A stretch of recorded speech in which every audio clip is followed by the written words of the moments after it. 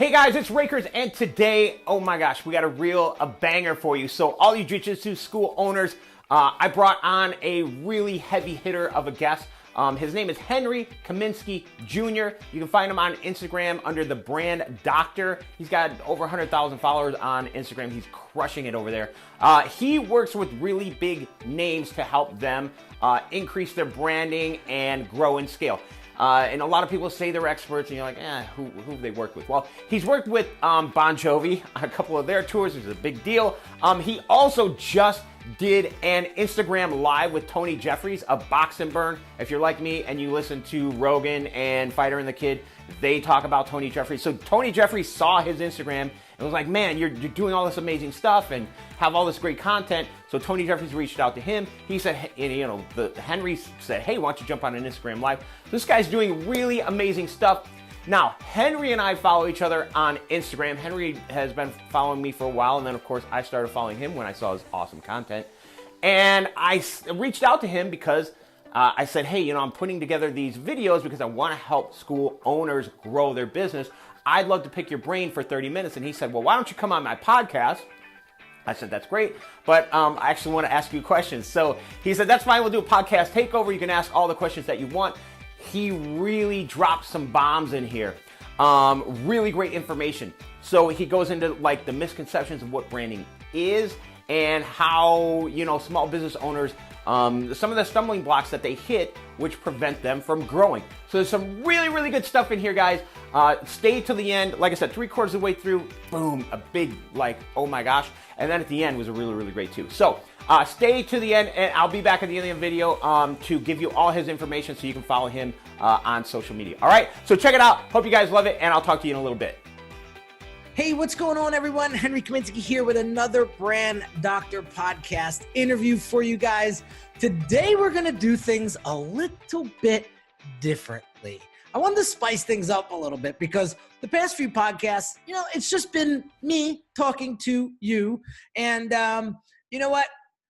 Not only are we going to have a guest on the show today, but this guest is going to be asking me the questions instead of me doing all the question asking. Him and I had connected on social media, specifically Instagram. He's got this great, funny meme account on Instagram, and I constantly go to it because it's hysterical. It's all about like marketing memes, and it resonates with me on so many different levels because I read his posts and I go, oh my God, that just happened. Or, oh my God, I remember when that happened, and it's just a really awesome account. And he said to me, listen, I would love to, come on. He said, I would love to pick your brain for 30 minutes. And I was like, you know what? I think we could do one better. Let's make a podcast episode out of it and see what happens. So without further ado, I want to introduce my man, Ray Akers from Social Media Daredevil. What is going on, dude?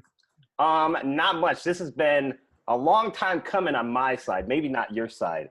And so people that don't know, I'll tell you what's funny about this is that I have this, like Henry said, I have this account, and every once in a while I'd see that Henry shared it. And when I first started, when you came onto my radar, you only had like maybe 15,000 followers on Instagram. Wasn't a big deal. And I saw you share it. I'm like, oh, that's cool. Look at this guy, right? I didn't know who you were. And then like you'd share it again, and I'm like, oh, let me check it out. And then you were at like 60,000 followers on Instagram. I'm like, what the hell is this guy doing over there? And so then I think like, you shared it one more time. You're at like 80,000. I'm like, okay, I don't know who this guy is. I got to find out who he is.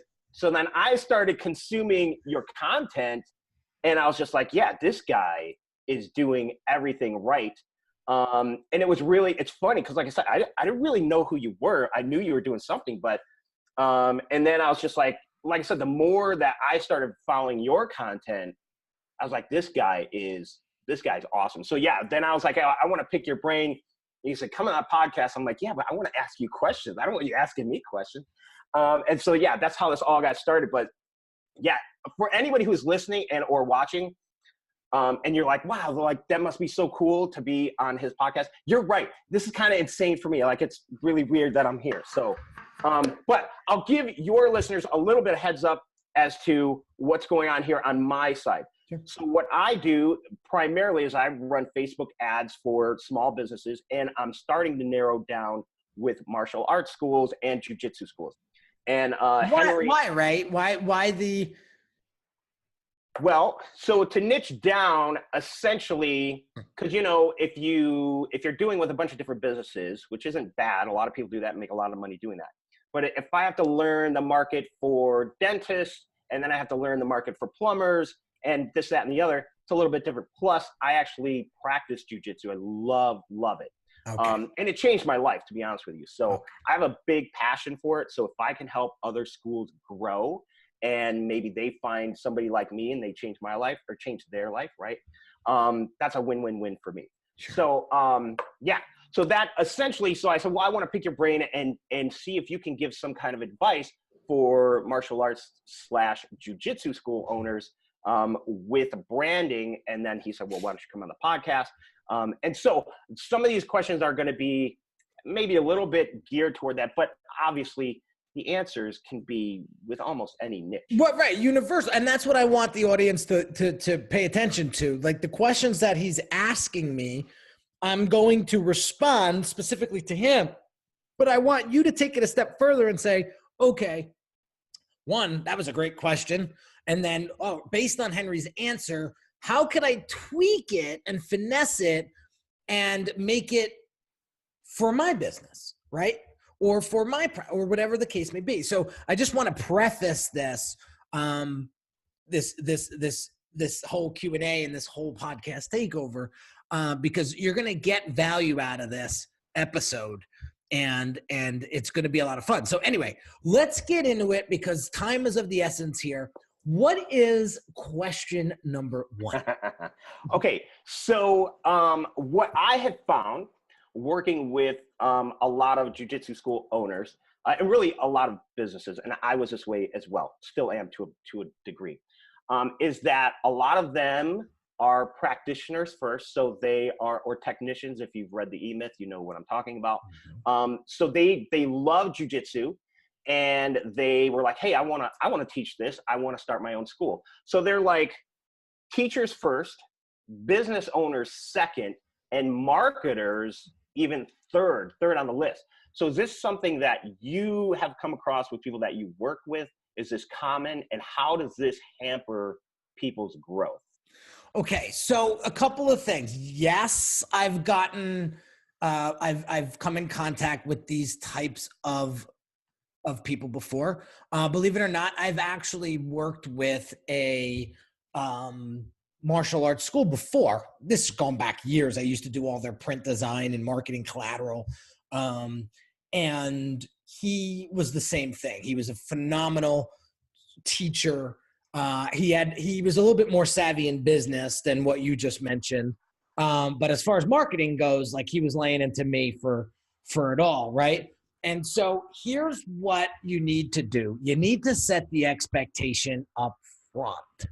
Okay. So typically what I like to do with clients like this is after I really get an understanding of who it is they are and what they're trying to accomplish, I say, okay, so do you want to work with me? Yeah, it sounds amazing, but I need to know more about what it is that you do. Okay, great. Let me demonstrate. So I go in and I say, but first and foremost, I just want to share with you one thing. You got to trust who you hire and hire who you trust. Okay. I've had a lot of clients. I've had clients come in the past and they try to be the marketer. They try to be the brand strategist. They try to be the designer, and they begin to micromanage the project. They start to micromanage my team. And you know what? That's just not going to work. It's not going to work here. Okay. So let me ask you a question. Would you go to the doctor? Would you go to an orthopedic surgeon and tell him what scalpel to use to operate on your knee? And they go, no. Well, it's the same thing here. And all I want to say is I want to set the expectations up front. Okay. So you got to trust who you hire and hire who you trust. It's in my best interest to get you the best results, right? Because my name is on the line here too. All right. But the most important thing of it all is that we trust each other. Okay. So I may not be the right fit for you, but I just want to let you know that I've been doing this for fill in the blank years. And what gets my clients the best results is that they trust me. Right. So when, and not even for my own sake, just for business owners in general, how did that switch for you when you were able to say, okay, you know what, I'm not going to grow if I keep doing everything. Right. And so that's what happens, right? So I was cringing when you were saying these people get the idea. And Dan Locke just talked about this the other day. You know, he said they get this idea and they go, I'm going to make a business out of it, just like that, right? He was talking about the restaurant industry. And he said, the guy's a phenomenal cook, right? And he probably is. But that doesn't give you the green light to go open up a restaurant. Right, yeah. Right? Because what do you know about distribution? What do you know about getting your products, that you're going to be cooking with? What do you know about the marketplace, the demographics of the area, the location, the rent, how that all, like the marketing, how do you know all of that, right? So it's in your best interest up front. If you're building this business out, specifically a jiu-jitsu school, I want you to focus on three things. I want you to focus in on the strategy. Okay. So what's the strategy? One thing that drives me crazy, Ray, and it's very, very interesting, is that I see a lot of folks want to come to market with a new business with no game plan at all. You see it a lot. And I'm like, it's if you build it, they will come straight. Right. And that's gone. That ship's in. Right? Yeah. So focus in on the strategy first. Second thing you should be doing is looking at the system.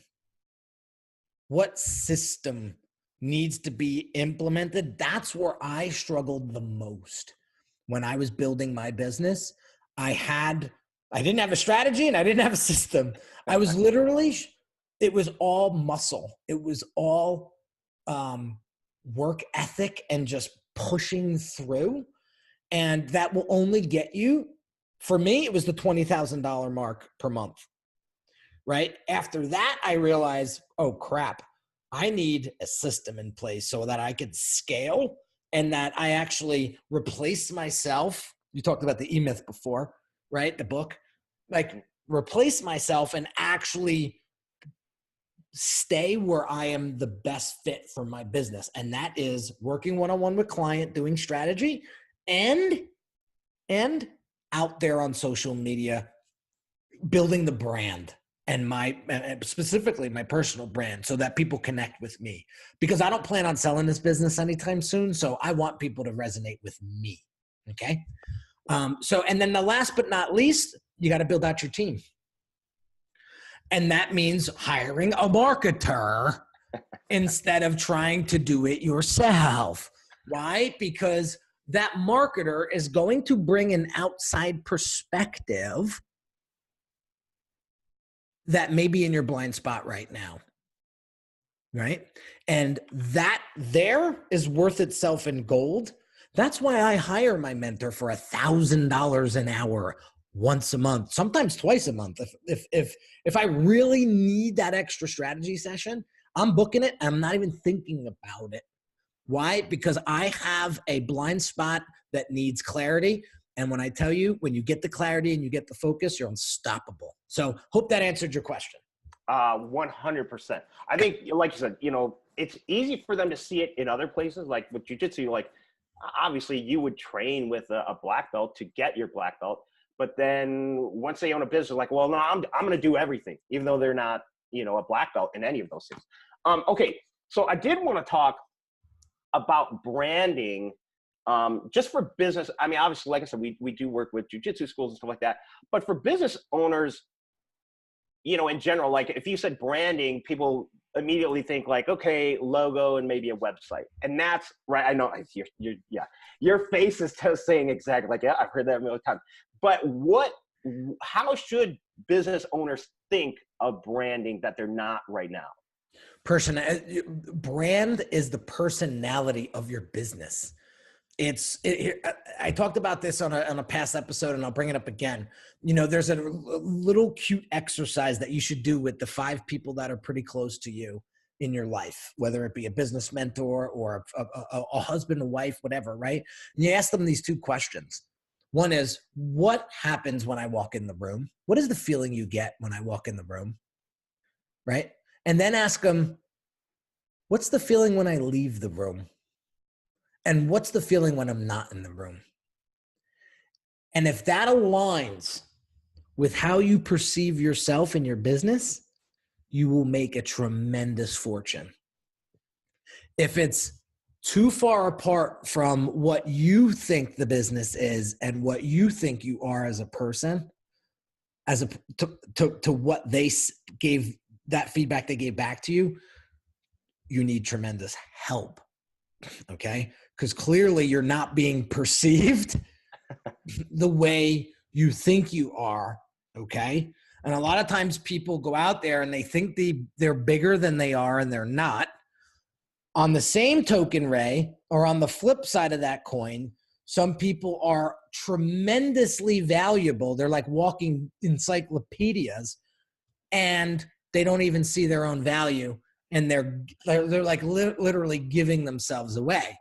And you don't scale a business that way. You know, we're all in business to make a profit. Okay, we're all in business to move to make a profit, right? So I heard Tony Robbins say this, what was it, a couple months ago. I was watching some video, and he said, margins move the mission.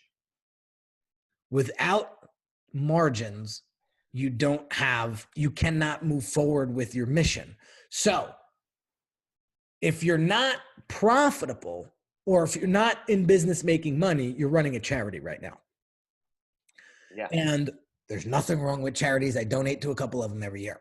Okay. But ask yourself, what am I in business for? And am I doing this for charity, or am I doing this to make a profit so I can impact more people? Right?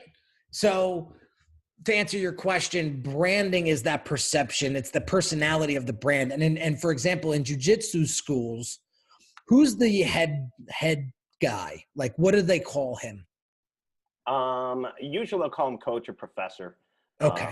Yeah, it's not like master like you would maybe in karate or something like that. It's just coach or professor. Yeah. So what's going to happen is, right, and this is what happened with my old client who ran the jiu-jitsu. He ran that martial arts school, right? He had a couple guys in the UFC, which were really cool. Jimmy Miller. Yeah. He actually trained the guy that fought McGregor. Really? Yeah. Yeah. Khabib? Yeah, Khabib. Wow. Yeah, really cool. Look him up, Mike Constantino. I mean, he's a well-known name in the UFC.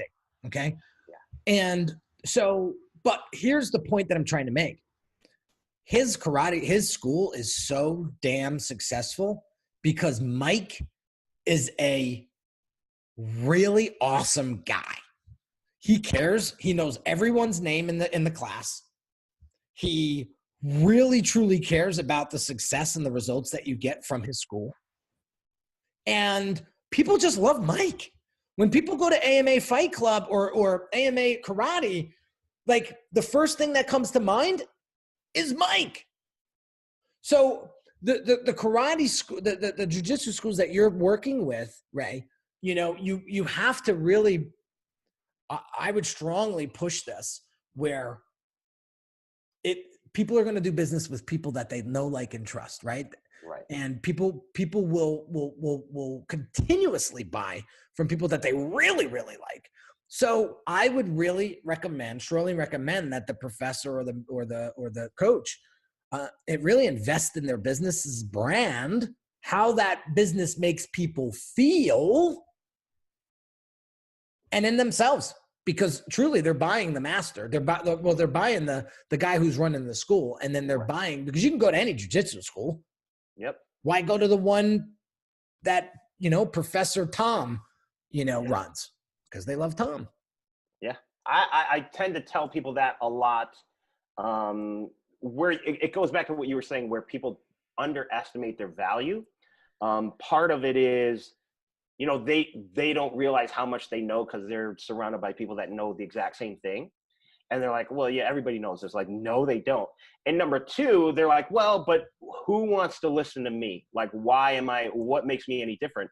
And I always tell them, like, you are what makes you different. Like, what all these things that most people actually try to hide when they start their brand, like, oh, I don't want to be out there. I don't want to, like, oh, I don't want to swear, even though they swear up a storm in normal life. Or I don't want to wear this, even though that's what they wore in normal life. They try to hide that. I'm like, that's what people would connect with, and you're trying to hide it. So, yeah, if you start looking like everybody else, yeah, then there's no reason for anybody to gravitate towards you. But yeah, and that's what's happening. That's what's happening. People are modeling other jiu-jitsu schools, and people are modeling other businesses, but they're not going deep into why they're doing what they're doing. And, oh, well, if Frank Kern could do it, I could do it. Yeah. But Frank Kern's been around 20 years. How long have you been around? Yeah. Right? So he can get away with some stuff that you can't. So, right? So yeah. you may be missing a couple steps there where Frank doesn't need to do those things anymore, but you do. And that's why you're not getting results like Frank. Right. So anyway. Yeah. And Frank was like long hair. Like, you look at his early stuff, he's just a long, and he was a fish out of water. And people are like, who is this guy? But he was, super cool dude.